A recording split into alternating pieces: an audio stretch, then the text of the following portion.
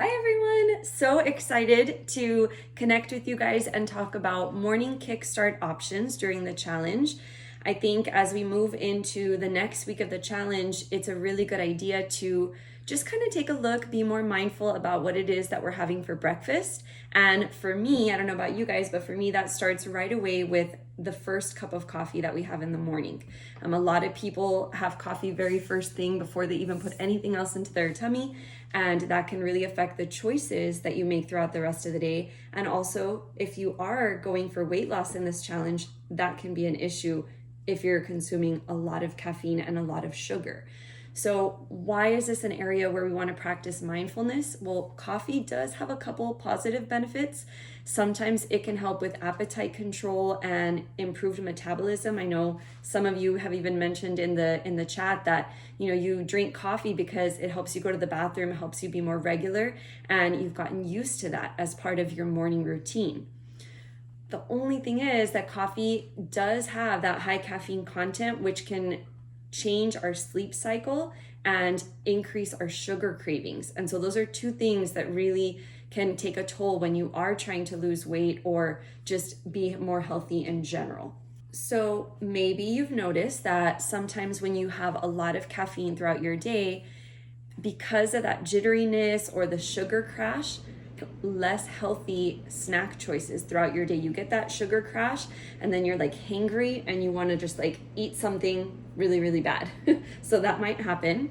But then a big factor of why we may be not losing weight when we're consuming a lot of caffeine is we get dehydrated. And if you're not drinking enough water throughout the day, your metabolism doesn't function at its peak. And on top of that, your digestive system won't do its job efficiently. So that can hurt your weight loss efforts. And then anxiety, stress causes the body to produce more cortisol, and that's our stress hormone. It promotes body fat and it makes it harder to lose weight, especially around our midsection. So if you feel like that's something that you want to work on, try to get your cortisol levels in check and try to reduce the amount of stress that you're letting your body feel, right? That's one of the reasons we do yoga in the first place, is because we want to, stress is always going to be in our life, but we want to be able to manage it in a way where it doesn't physically and chemically affect our body. And then, as I mentioned before, our sleep pattern. If you've never heard about this, well, your body burns the most fat during our REM sleep, the REM sleep. So to aid in weight loss, it's recommended that we sleep about 7 to 8 hours a night.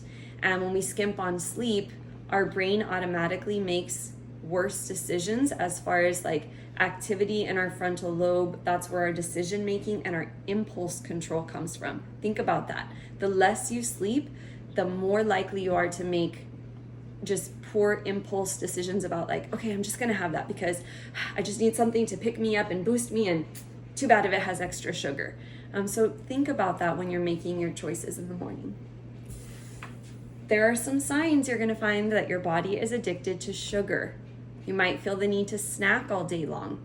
Maybe you are trying to consume lots of caffeine because, again, if you didn't sleep the night before so great, then maybe you're just trying to like stay energized to work or stay alert for the people in your life. Maybe you're chronically stressed because of those high cortisol levels. You crave sugar right after you eat. I know I've definitely had periods in my life where I'll make dinner and it'll be super healthy, and then I'll be like, now I'm just craving something sweet after, and then you ruin it with dessert.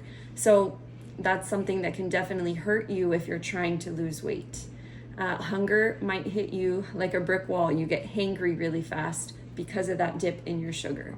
And then notice, can you go a day without sugar? Or are you always on the lookout? Okay, what's my next sugary snack? We get addicted to sugar and it's a perpetual cycle. We start by consuming it, we crave it, and it's got those addictive properties. Our blood sugar levels spike, then they fall rapidly, and that makes us crave it again. So it's like a vicious little cycle. So today, I promised that we were going to talk about what choices are you making that sabotage those results that you want to get in this challenge.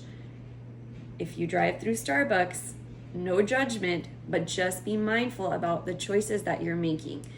These are 3 just like semi-popular drinks. A grande caramel frappuccino, sometimes people get it with like whip on top. That's 2.3 ounces of sugar. I want to show you what that looks like. Okay, I've got my measuring cup here. I have my sugar, 2.3 ounces of sugar in a grande frappuccino with caramel sauce. Check it out.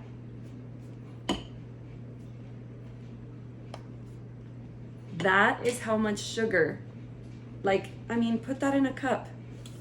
Look at that. You're drinking all that just like straight up, and that is going into your body first thing in the morning. A chai tea latte, a grande, if you put like maybe 2% milk sweetened with syrup, that's 1.5 ounces of sugar. Okay, so here we go again. There's 1 ounce, there's 1.5. All that sugar going straight into your body. What about a pumpkin spice latte? We're going into pumpkin spice season with whipped cream. That's 50 grams, that's 2 ounces of sugar.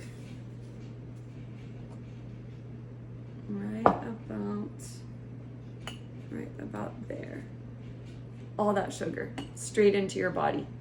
So what I thought would be helpful today is, why don't we look at some other options? Maybe you want to go from having this, your usual drink every single day, to maybe having it once a week, or maybe every other week, just as a little special occasion when you really feel you need it. And I hate when people say, I get into that habit of saying it too, like as a treat. It's like, what does a treat mean? A treat means something that you're doing something good for yourself, something to treat yourself. But if you're harming your body in the process, is it really even a treat? So 1 serving of cacao powder, I have here organic raw cacao powder. I usually buy the bags on Amazon, something kind of like this, or even Walmart has the organic cacao. And it's just, oh, I wish you could smell it. It smells so good. I got this little measuring spoon from the spirulina that we buy, and I just put it in there. But so delicious. This cacao has about half the caffeine of a brewed cup of coffee. So you're not going to get as much caffeine, but cacao has 10 times more theobromine. And that's just one of the benefits, aside from antioxidants and other things. Theobromine has a positive effect on our mood and our alertness. So it does give you the alertness that you're looking for, but it has fewer side effects. And on top of that, it doesn't give you the jitters. It doesn't give you the sugar crash. And it definitely, it takes a little bit longer to make its way into your bloodstream. And so it gives you like a more even energy instead of like a really fast one where you drop right away. But it's more constant, and it's not anxiety inducing at all. So it's definitely a different type of alertness. So let's make today, I really like this recipe because it's still a treat. We'll use treat in the positive way. It's a treat because it has superfoods in it without any added sugar. So I'm going to be using cacao.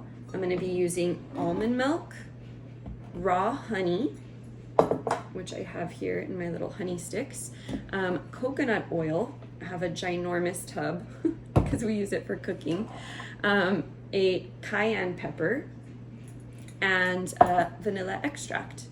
So that is all that I'm going to be using in this recipe.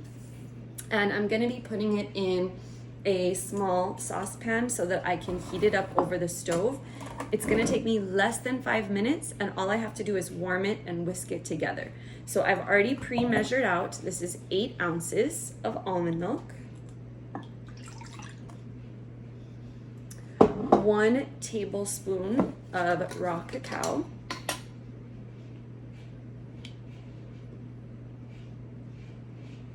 I'm gonna do a heaping one, a teaspoon of honey. can tell I'm not like cooking show efficient yet. So a teaspoon would be half of this. Also, if you know me, you know I'm not like super accurate, which can get me into trouble sometimes, but this is my recipe for me, so I'm just gonna enjoy it. And half a teaspoon of the coconut oil.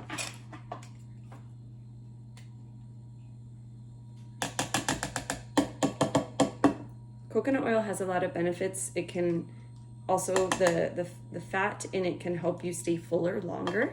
So that kind of helps with the appetite control that we were talking about. And a dash of the cayenne pepper. I'm sensitive to spicy, so I just put a very little bit. I love the combo of the sweet and spicy, but this cayenne pepper is got a kick. So start small, you can always add more. And a dash of vanilla extract. I get my vanilla on San Bernardo, and it's probably a good idea to ask about the source when you're looking for your vanilla. I love vanilla, so I'm gonna put 2. And that's it. Warm it up, whisk it up. I have this whisk that I got for like $8 at Target, and it's awesome. It has a battery, and that works really well to blend. So I'll be right back. Gonna go heat this on the stove. I wish you guys could smell this. It smells incredible. Check it out.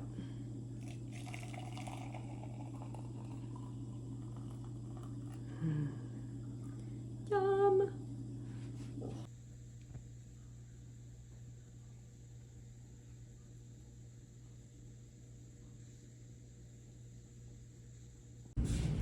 Another great option for a morning drink that will have a little bit of caffeine but not quite as much as coffee would be like a green tea, matcha tea.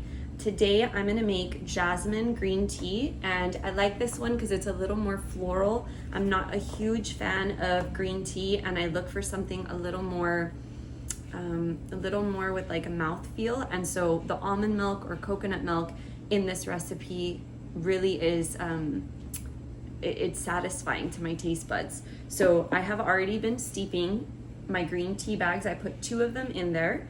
It says about 5 minutes, so that's more or less how long I've had them in there.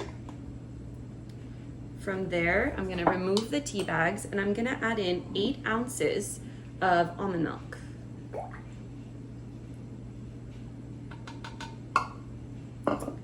I will also be adding in a teaspoon of raw honey, a dash of vanilla,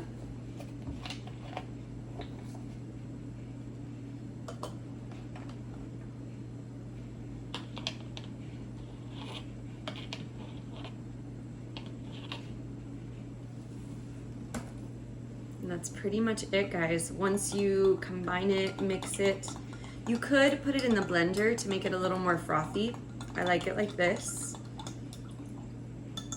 And then a trick, I know it sounds crazy, but a trick that I added to make my tea feel like I'm fuller longer is sometimes I'll add in dried fruits. This one is dried mango.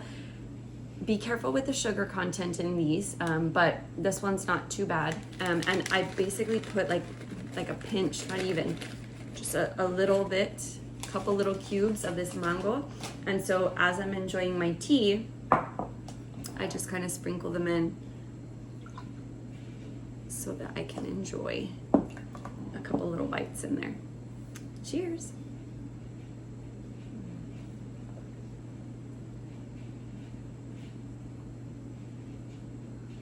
Cheers to finding your perfect morning drink as a morning ritual, just to kickstart all the benefits that you want to get out of your challenge and out of your day.